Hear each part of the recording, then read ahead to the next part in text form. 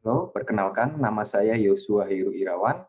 Saya seorang dosen pada program studi Teknik Mesin S1, Fakultas Teknologi Industri, Institut Teknologi Nasional Yogyakarta. Nah, sekarang saya sedang menempuh tugas belajar S3 di National Taiwan University of Science and Technology.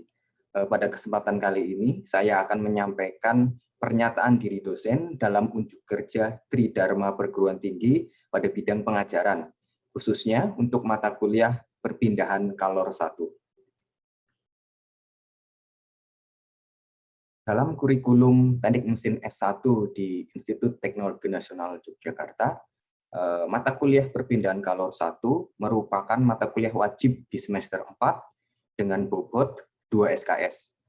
Mata kuliah perpindahan kalor 1 berisi bahasan mengenai konsep dasar perpindahan kalor, kemudian dasar-dasar perpindahan kalor konduksi, konduksi steady 1 dimensi, konduksi steady 2 dimensi, dan konduksi transien 1 dimensi. Selain belajar tentang konsep dasar, mata kuliah ini juga berisi aplikasi dari ilmu perpindahan kalor untuk komponen pendingin dengan metode permukaan yang diperluas, seperti contohnya fin atau sirip-sirip pendingin pada motor bakar, serta komponen elektronik yang menghasilkan panas. Kemudian penggunaan metode numerik untuk menyelesaikan kasus perpindahan kalor juga diperkenalkan pada mata kuliah ini, khususnya untuk kasus yang kompleks seperti kasus konduksi 2 dimensi dan juga kasus transien. Selanjutnya, untuk metode delivery, interaction, dan assessment yang saya gunakan, untuk delivery, di setiap awal semester, saya selalu menjelaskan dan memaparkan deskripsi dari mata kuliah ini. Kemudian capaian pembelajaran dari mata kuliah juga akan saya sampaikan pada setiap awal semester. Kemudian penyampaian sub capaian pembelajaran juga selalu diberikan pada setiap tatap muka. Kemudian review singkat dari pertemuan sebelumnya juga selalu diberikan pada setiap tatap muka.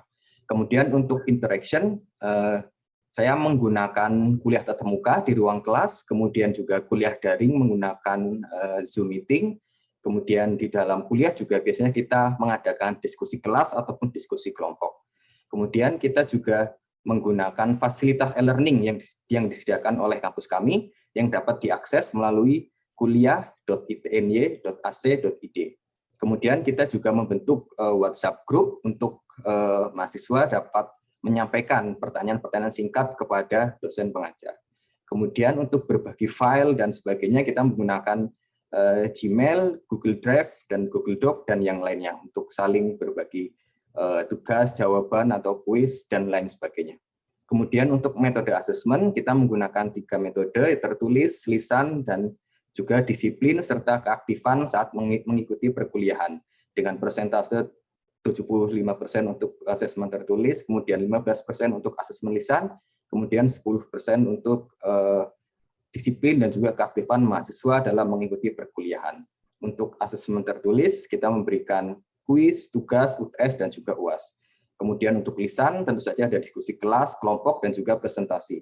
Kemudian untuk disiplin dan keaktifan dapat dilihat dari kedisiplinan mahasiswa saat mengikuti kuliah dan juga keaktifan mahasiswa saat mengikuti kuliah, juga presensi dari masing-masing mahasiswa di dalam satu semester. Ini merupakan contoh penyampaian capaian pembelajaran mata kuliah pada setiap awal semester.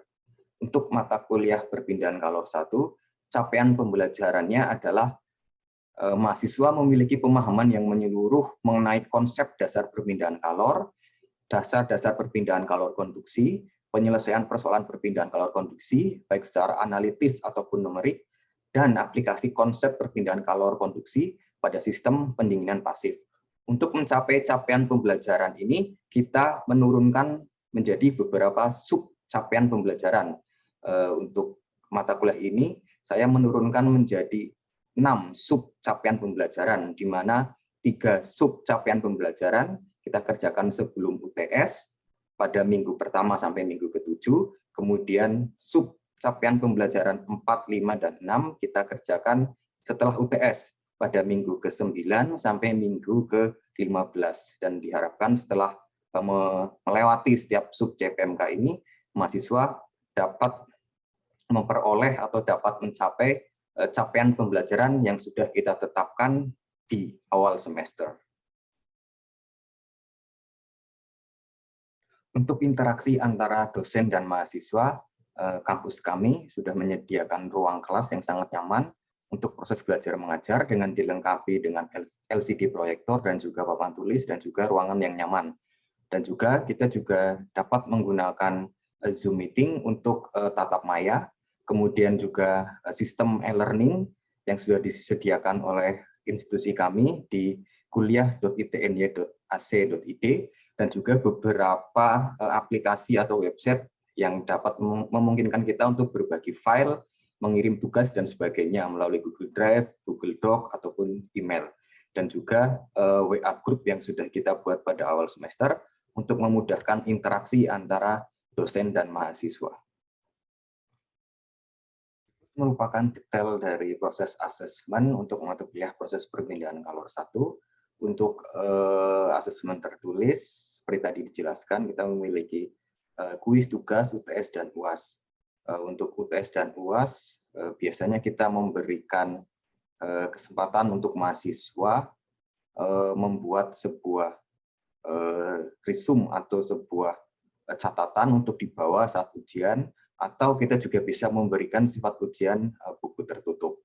Kemudian untuk indikator yang kita terapkan untuk masing-masing mahasiswa adalah ketepatan jawaban, kemudian kemampuan analisis, kemudian prosedur dari penyelesaian analisis.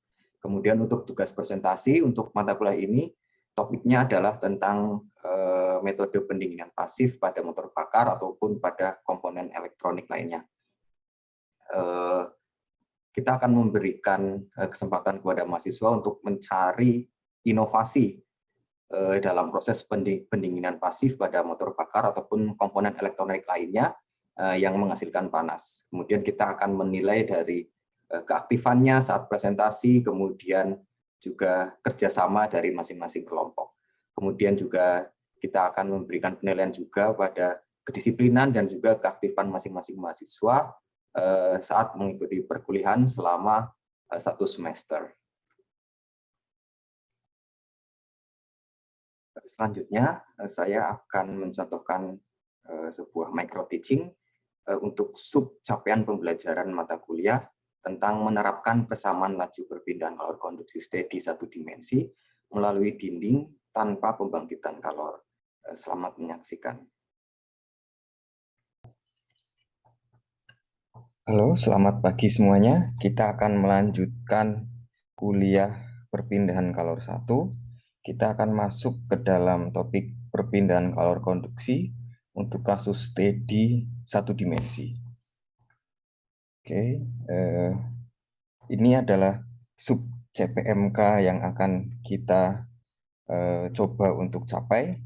Diharapkan setelah mengikuti kuliah ini, mahasiswa mampu menerapkan persamaan laju perpindahan kalor konduksi steady satu dimensi melalui dinding bidang dan dinding radial dengan dan tanpa pembangkitan kalor. Untuk pertemuan ini, kita akan fokus kepada kasus dinding bidang satu dimensi, dinding bidang tanpa pembangkitan kalor. Oke, kita akan belajar untuk menyelesaikan persamaan steady satu dimensi pada dinding bidang tanpa pembangkitan kalor. Oke, minggu lalu kita sudah belajar tentang persamaan umum atau governing equation atau persamaan atur untuk perpindahan kalor konduksi, khususnya untuk koordinat kartesian. Oke, ini adalah persamaan umumnya, persamaan umum untuk perpindahan kalor konduksi. Kita remind lagi, kita ingatkan lagi bahwa T di sini adalah untuk temperatur. Jadi di sini ada temperatur, variasi temperatur di X, Y, dan Z atau di 3 koordinat kartesian. Kemudian X, Y, dan Z mewakili dimensi panjang dalam koordinat kartesian. Kemudian E di sini mewakili dari pembangkitan energi. Kemudian K ini adalah konduktivitas termal, kemudian alfa adalah difusivitas termal, kemudian T adalah waktu. Jadi 3 suku pertama ini adalah mewakili variasi temperatur di 3 dimensi di koordinat kartesian. Kemudian suku yang keempat ini adalah mewakili pembangkitan kalor atau pembangkitan energi. Kemudian suku yang ada di sebelah kanan ini mewakili variasi temperatur terhadap waktu atau sifat transien. Oke, misalkan kita punya ini dinding, dan kita tahu oke, mungkin ini L, ini 0. Pada posisi 0 kita tahu temperaturnya dan juga heat flux-nya. Kemudian kita tahu ketebalan dindingnya, L sama dengan 0,3 meter. Kemudian kita tahu konduktivitas termal dari dinding ini. Kemudian kita diminta untuk pertama adalah menuliskan persamaan perpindahan kalor untuk kasus tersebut beserta kondisi batas atau boundary condition-nya. Kemudian yang kedua, kita diminta untuk menemukan solusi analitis dari persamaan konduksi steady satu dimensi. Kemudian kita diminta untuk menghitung temperatur pada posisi X sama dengan L atau di posisi ini. Karena kita hanya tahu temperatur di posisi ini. Oke. Untuk yang A, seperti tadi yang sudah kita jelaskan, karena kasusnya adalah steady satu dimensi dan tanpa pembangkitan kalor, maka kita bisa abaikan ini suku yang di sebelah kanan. Kemudian karena tanpa pembangkitan kalor, maka kita bisa anggap ini sama dengan 0. Dan karena temperatur hanya bervariasi terhadap X saja, jadi untuk Y dan Z-nya juga bisa kita anggap sama dengan 0. Jadi untuk persamaan aturnya adalah D kuadrat T per dx kuadrat sama dengan 0. Kemudian untuk boundary condition-nya, karena kita punya 2 boundary condition yang kita tahu. Oke, untuk boundary condition atau kondisi batasnya, yang pertama kita tahu flux atau heat flux di sisi X sama dengan 0. Jadi cara untuk menulis boundary condition heat flux kita bisa tuliskan seperti ini. Yang pertama adalah min K dt pada posisi X sama dengan 0 per dx sama dengan, kita sebut min Q dot 0. Min Q dot 0 sama dengan 700 watt per meter persegi. Kemudian untuk boundary condition yang kedua, kita tahu temperaturnya. Oke, kita tahu temperatur. Nah, ini tadi cara menuliskannya seperti ini. Oke, berarti untuk boundary condition yang kedua, kita tahu temperatur pada posisi X sama dengan 0, sama dengan T1, sama dengan 80 derajat Celcius. Oke, jadi ini adalah persamaan atur untuk perpindahan kalor steady satu dimensi tanpa pembangkitan kalor dan juga 2 boundary condition yang sudah kita identifikasi. Selanjutnya kita akan coba untuk menyelesaikan yang B. Kita akan mencoba untuk menyelesaikan solusi analitis dari persamaan konduksinya. Oke, kita akan selesaikan. Oke, pertama kita tulis ulang dulu. Persamaannya adalah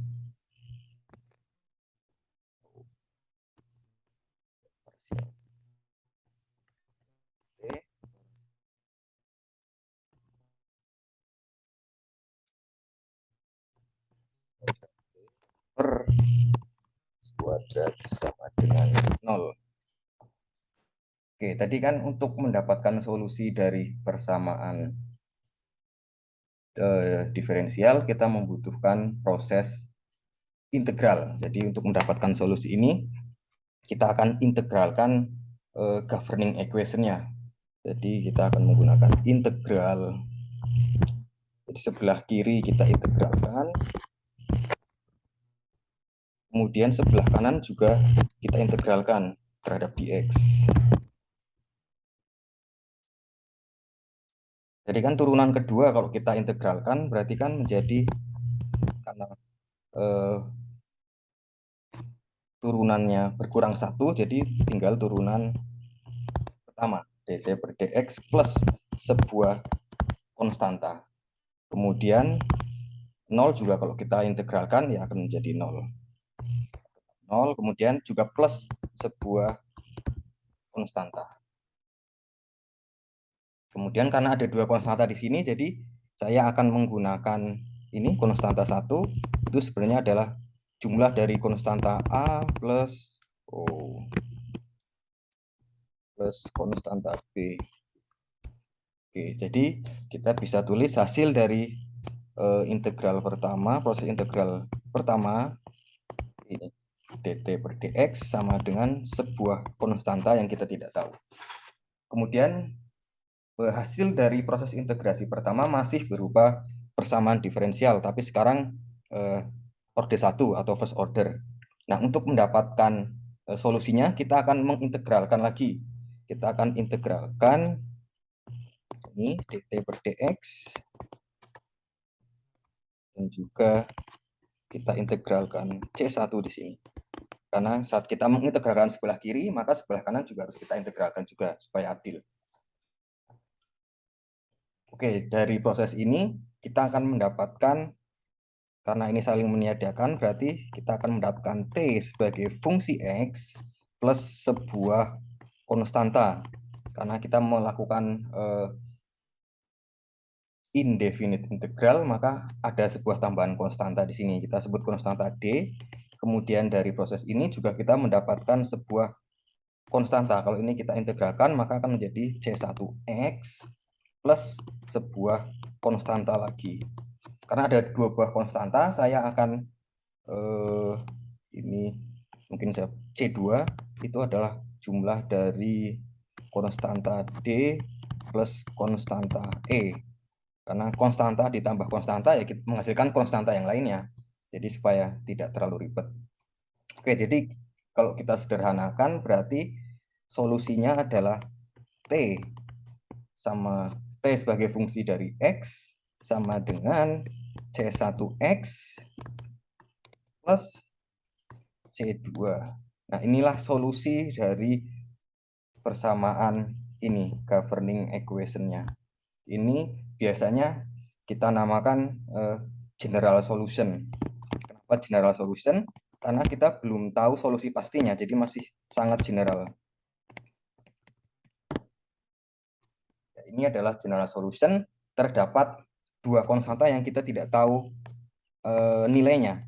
Nah, untuk mendapatkan dua konstanta ini, kita akan menggunakan ini, dua boundary condition untuk mendapatkan C1 dan C2 untuk mendapatkan particular solution atau solusi khusus dari persamaan kita sebut ya persamaan 1, ini general solutionnya mungkin kita sebut persamaan 2.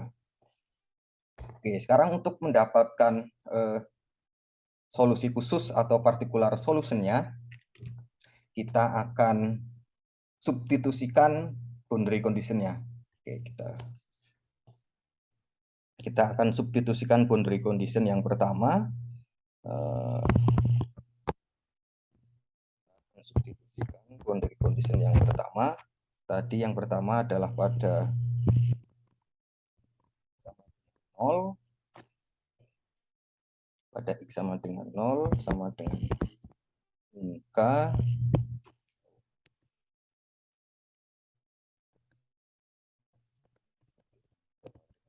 per dx sama dengan 0.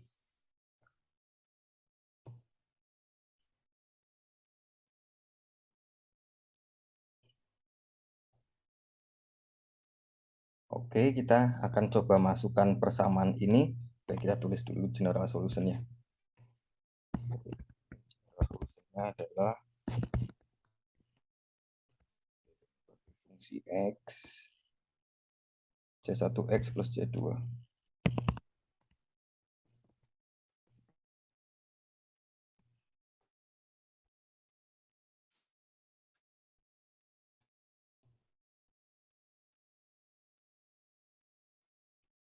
Oke, berarti sekarang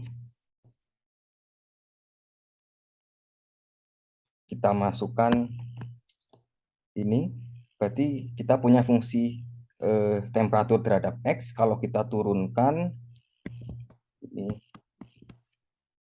di dt per X sama dengan C1.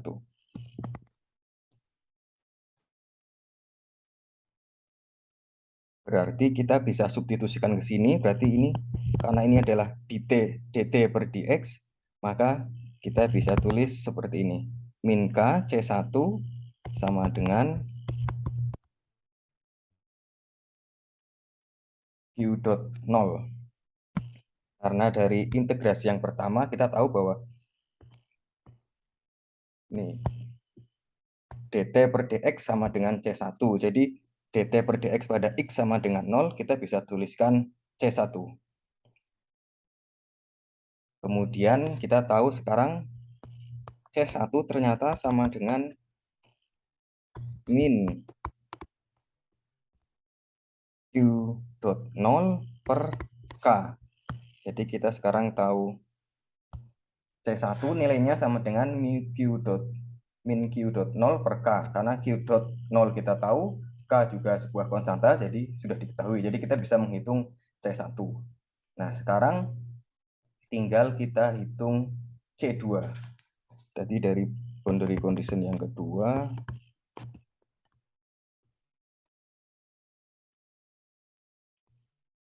di X sama dengan 0, T pada X sama dengan 0 sama dengan T1. Langsung kita substitusikan ke sini, karena X sama dengan 0 sama dengan T1, berarti kita substitusikan general solution-nya. T X sama dengan 0 sama dengan C1, karena C1 kali X, X-nya kita substitusikan sama dengan 0 plus C2. Berarti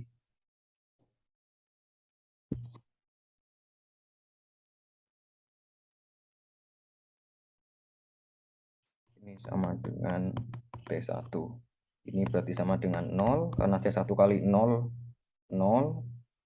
Ini berarti C2 sama dengan T1. Jadi sekarang kita tahu bahwa C2 sama dengan T1. Nah, sekarang kita substitusikan partikular solutionnya. Jadi kan kita tahu T sama dengan X,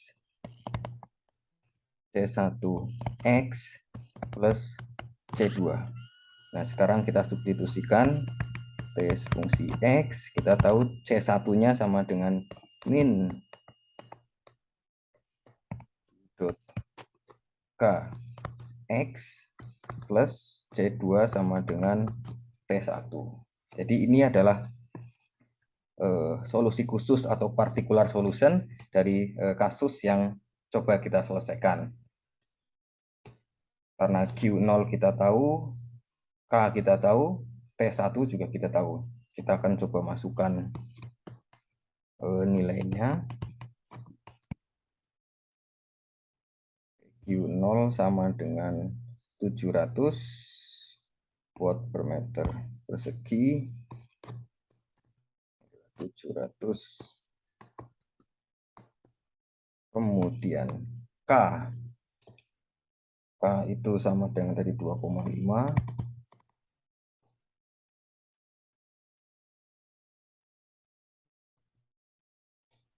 Kemudian X plus T1 sama dengan 80 derajat Celcius. Jadi ini adalah solusi khusus dari atau solusi dari kasus yang coba kita selesaikan ini. Oke, ini adalah jawaban untuk poin yang B. Karena tadi poin B kita diminta untuk temukan solusi analitis untuk persamaan distribusi temperatur pada dinding. Jadi jawabannya adalah T fungsi X sama dengan min 700 per 2,5 X plus 80. Oke, kemudian yang C tadi kita diminta untuk menghitung temperatur pada X sama dengan L atau X sama dengan 0,3. Oke, kita coba. Mana tahu solusinya. Sebagai fungsi X sama dengan min 700. Kemudian per 2,5 X plus 8. Kemudian untuk poin C, kita diminta untuk menghitung temperatur pada posisi X sama dengan L atau pada posisi 0,3 meter. Kalau kita sudah tahu solusinya, maka akan sangat mudah sekali untuk menghitung ini. Kita tinggal substitusikan nilai X sama dengan 0,3. Di 100. Oh, ini 2,5. Kita masukkan nilai X-nya sama dengan 0,3 meter plus 80 derajat Celcius. Oke, taruh kalkulator. Jadi T pada posisi X sama dengan 0,3 sama dengan ini min 280 dikali 0,3 meter tambah tambah 8 sama dengan minus 4 derajat Celcius. Jadi temperatur di X sama dengan 0,3 meter adalah minus 4 derajat Celcius. Oke, kurang lebih seperti itu studi kasus yang saya berikan untuk chapter ini. Dan untuk latihan Anda semua, Anda bisa mencobanya. Untuk kasusnya hampir mirip, tapi saya memodifikasi ini. Dindingnya sekarang L sama dengan 0,5 meter. Kemudian temperatur awalnya tadinya 80 jadi 60. Kemudian heat flux-nya sama dengan 500 watt per meter persegi. Nah, Anda bisa coba kerjakan dengan cara yang sudah saya ajarkan. Nanti jawabannya bisa Anda upload ke Google Drive ini. Anda tinggal klik link ini, kemudian upload file bisa PNG atau PDF. Jangan lupa merename nama filenya ini tugas 2, kemudian underscore NIM masing-masing Anda. Oke, mungkin ada pertanyaan. Kalau tidak ada pertanyaan, saya cukupkan untuk pertemuan hari ini. Jika ada pertanyaan, boleh nanti share pertanyaan Anda di WA group yang sudah kita buat. Nanti asisten dosen akan membantu, atau jika ingin berkonsultasi dengan saya, bisa langsung menemui saya di ruang jurusan. Oke, terima kasih. Selamat pagi dan selamat beraktivitas. Video yang bisa saya sampaikan tentang pernyataan diri dosen dalam unjuk kerja Tridharma Perguruan Tinggi bidang pengajaran pada mata kuliah perpindahan kalor 1. Semoga video ini bermanfaat dan terima kasih.